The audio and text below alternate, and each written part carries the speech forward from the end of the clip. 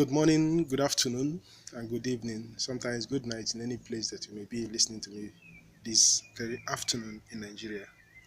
My name is Amici, and in continuation with my travels in TBC, I have actually taken my time to jot out some points that will help clear some notions about TBC, which so many people seem to be misunderstanding. Some are looking at it as a genuine means of exchange. Great many others are calling it scam.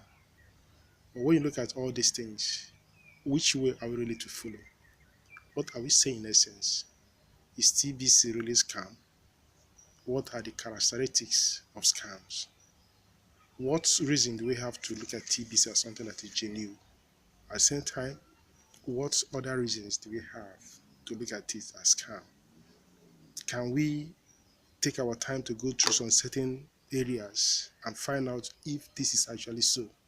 But before diving into much of what this talked about, I've taken my time to go through some needed points, which I hope will clear the way to some who still want to believe in TBC. Why are there so much confusion about TBC in the world today? Some believe, some don't believe. So here are the five major points I listed here with other things which I'll be trying to clarify to help people really know that TBC is different from what they used to think or think it to be. Number one of it is that that's the reason why people are having different opinion about it.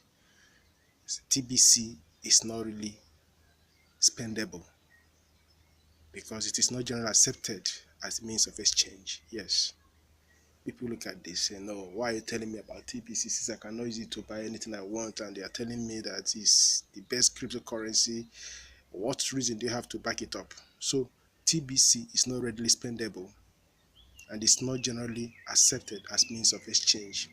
That is one of the points I jotted. Then the second one is that Tibicians, that is the members of TBC, are in a hurry to cash out their money to fiat exchange. Great many of those in TBC are already in a hurry. Show us the bank, where's the bank for us to start cashing our money and using our billions to do what we want to do. Uh-huh.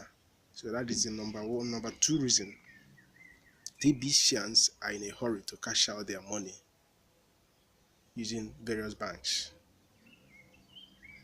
Then the third one is people are bent on unraveling those behind the creation of TBC. People want to know who is behind TBC, who is the admin. Uh-huh. The way they're asking this is that, or it appears as if immediately the admin is made known, everything about TBC will get cleared and people will start cashing out, everything will start moving on, and no problem. That is, knowing the admin is like it's going to work a magic. But we need to think, knowing the admin, how are we sure it's going to work like a magic? Knowing the admin is not really all that important, as I can say, because we've had some opportunities that people are crying out to. For instance, we have MMM, the owner, Mavro or whatsoever. It's known. People know him. He walks around and does different things, and some even are calling him ex criminals and things like that. But for the fact that they knew him, they see his face, does that stop MMM from crashing or ending up the way it did? So I think people trying to know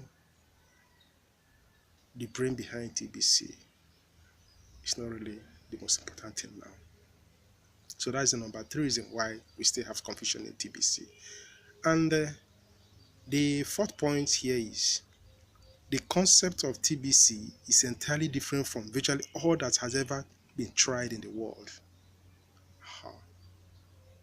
Nothing has come close to what we have in TBC. Because in TBC, any quantity or any amount that we have in TBC on its own The software is programmed to increase from between 1 to 5% on daily without having to you, the owner, to do anything to push it forward. So it's automatically made to be working in that way. And people are getting surprised. How can you tell me that this thing is money? I don't do anything and it's working and it's increasing. No, this must be a scam to really, the way of trying to get people spend their money, believing that the time is going to come, is going to be huge, they will use it to do everything they want to do. But some has used it to do some certain things are still of the opinion that why wouldn't they still continue to have that right to do it? They have the right to do it, but with the way things is now, TBC has never been tried before. At a point, when they move, they match break. When they move, they try to control how responses, how reactions from people are trailing. They want to guard TBC so that it doesn't fall into the same trend that other coins today is going. Because most of the coins we have around the world today goes up and down. Today it goes up, tomorrow it comes down, and all the rest. But TBC, something of this nature has never been tried. So it adds to the reason why people are confused about it. So what can you tell me about something that never goes down? It's not possible. But TBC is telling us that it's possible. Then the fifth point here is the reason why there are still so much confusion about TBC is this. The fifth point I mentioned here is, I jotted down here is this. TBC is still in creative phase and is yet to become fully acceptable by the public. When you are building a house anew, though if it's happened to be an upstairs, fine. There's a stage you get to, you can even leave it for a while the construction is still on.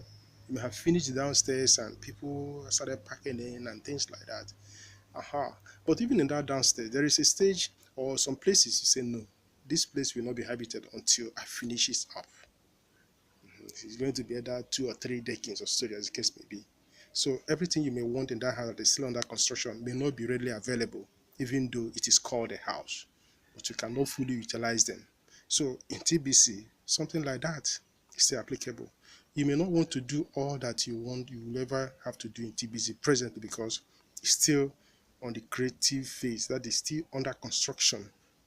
But people still have the right to do some certain things, but not everything in TBC. So that is the reason why people are still confused. Say, if it's Monday, can't we start studying immediately? What about that coins that come today and before you know it? No, but TBC is not like that. TBC is the first abundance-based cryptocurrency.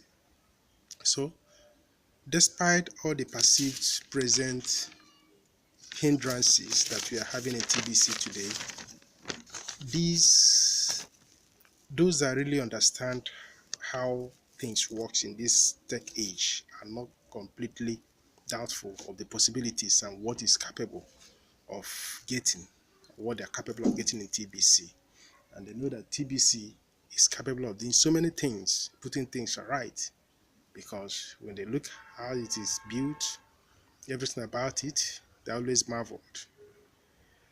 The only but major problem we have in TBC now is that there appears to be some kinds of divided opinions, even among some notable members, the new ones inclusive. But one thing I know is that all those things that we are complaining of now would gradually be got cleared away. Time will come whereby all these things we are clamoring for now will be better understood, making people to really have a sign of relief that yes, they know what they are doing. So those who understand the mission of TBC, they are not easily taken away from what they are doing.